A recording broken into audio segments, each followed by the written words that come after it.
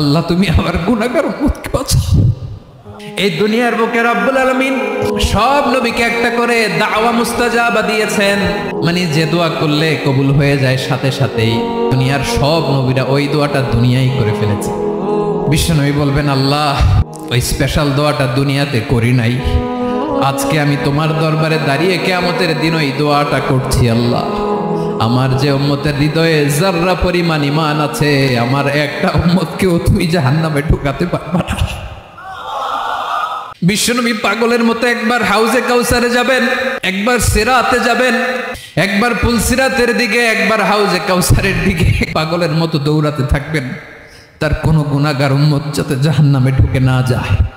উম্মতি বিশ্বনবী আমার জন্য কাঁদবেন, আপনার জন্য কাঁদবেন, আমাদের জন্য সেদিন কেঁদে কেঁদে জাহান্নামের দরজায় দাঁড়িয়ে আমাদেরকে টেনে টেনে জান্নাতে ঢুকাবেন।